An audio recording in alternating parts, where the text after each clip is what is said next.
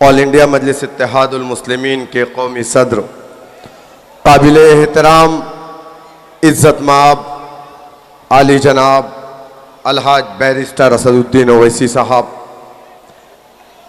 नानपारा के इंचार्ज उम्मीदवार जनाब मौलाना लईक हसन साहब, बहराइच ज़िले के ज़िला सदर जनाब राशिद जमील साहब, ऑल इंडिया मजलिस इत्तेहादुल मुस्लिमीन के सूबाई जनरल सेक्रेटरी जनाब गुलाम साबिर साहब, जॉइंट सेक्रेटरी जनाब अल्ताफ साहब, मंडल अध्यक्ष देवी पाटन जनाब मकीन साहब, डॉक्टर दानिश जमील साहब, साबिक ज़िला सदर जनाब शमीम मिर्ज़ा साहब और अभी तकरीर के बाद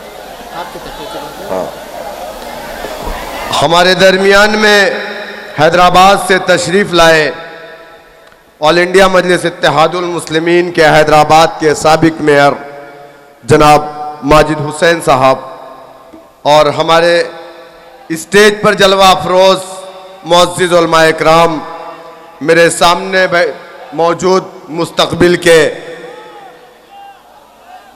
चरागों, ऑल इंडिया मजलिस इत्तेहादुल मुस्लिमीन के गयूर नौजवानों,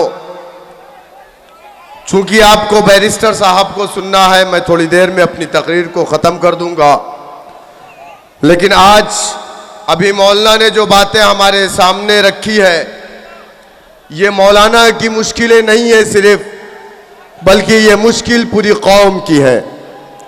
अगर आज इस कौम को खाकी वर्दी या खाकी चड्ढी के नाम पे डराया गया है, तो यकीनन हम इस बात से इनकार नहीं कर सकते कि इस मुल्क में बसने वाली तमाम कौमों के साथ इंसाफ तो हुआ, लेकिन इस मुल्क में कलमा ला इलाहा इल्लल्लाह मुहम्मदुर रसूलुल्लाह पढ़ने वाली कौम के साथ नाइंसाफी हुई।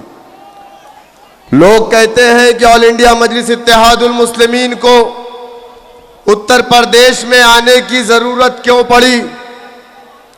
मैंने कहा कि अगर उत्तर प्रदेश के अंदर नाम नहाज सेकुलर पार्टियों ने मुसलमानों के साथ इंसाफ किया होता तो मजलिस इत्तेहादुल मुस्लिमीन उत्तर प्रदेश में नहीं आती। 2013 में जब मैं उत्तर प्रदेश से हैदराबाद का सफर किया, मैंने अपनी जिंदगी में पहली मर्तबा हैदराबाद का सफर किया था। जब मैं दारुस्सलाम में जाकर के फरियादियों की लाइन में लग करके आपके कायद हमारे महबूब लीडर जनाब बैरिस्टर असदुद्दीन ओवैसी साहब से मुलाकात किया, तो उनका साफ तरीके से यह कहना था कि शौकत साहब, मैं उत्तर प्रदेश में चुनाव नहीं लड़ना चाहता। उत्तर प्रदेश में हर एक घर में नेता है, हर 10 घर के बाद एक राष्ट्रीय पार्टी, एक पार्टी है, उसका राष्ट्रीय अध्यक्ष है। मुझे उत्तर प्रदेश में कोई इंटरेस्ट नहीं, चूंकि 2014 करीब था। हमने कहा सर, हम आपके दरमियान में इसलिए नहीं आए हैं कि हम 2014 का पार्लियामेंट का इलेक्शन लड़ना चाहते हैं। तब साहब ने हमसे बात की, उन्होंने कहा ठीक है, अगर आप तंजीमी काम करना चाहते हैं तो मैं आपको एक जिले की इजाजत देता हूं, आप जाइए आजमगढ़ में आप काम करिए। हम लोगों ने आजमगढ़ से काम शुरू किया। पूरे उत्तर प्रदेश में लोगों ने मैसेज करना शुरू किया। आप यकीन मानिए कि हमको गाजियाबाद से फोन आता, मेरठ से फोन आता, नानपारा से, बहराइच से, उत्तर प्रदेश के 75 जिलों से फोन आता। फिर हम 2 महीने के बाद अपने कायद से मुलाकात की। हमने कहा पूरे उत्तर प्रदेश में आप इजाजत दीजिए हमें काम करने की। सदर मजलिस जनाब बैरिस्टर असदुद्दीन ओवैसी साहब ने कहा कि शौकत साहब, मैं नहीं चाहता कि संघ परिवार मजबूत हो। मैं नहीं चाहता कि उत्तर प्रदेश में बीजेपी मजबूत हो, और कल के जब हम उत्तर प्रदेश में इलेक्शन लड़ेंगे, यही नाम नहाज सेकुलर पार्टियों के लोग हम पर इल्जाम लगाएंगे कि ये देखो आ गए बीजेपी को जिताने के लिए। हमने कहा सर हम आपके पास नहीं आते, लेकिन 2013 के अंदर मुजफ्फरनगर में एक ऐसा सानहा पेश आया जहां पर 200 से 250 मुसलमानों का, इंसानों का कत्लेआम हुआ। मां के सामने बेटी की सामने मां की इज्जत को लूटा गया। आज उत्तर प्रदेश में हमारे सरों पर हाथ रखने वाला कोई नहीं है। आज मुजफ्फरनगर के अंदर 50,000 से ज्यादा लोग रिफ्यूजी कैंपों में हैं। दिसंबर का महीना, वेस्ट यूपी की ठंडक, लेकिन सर हमारे 70 एमएलए उत्तर प्रदेश की असेंबली के अंदर मुसलमान हैं। एक भी एमएलए मुजफ्फरनगर हमारे उन बहनों के, हमारे उन भाइयों के सरों पर हाथ रखने नहीं गया।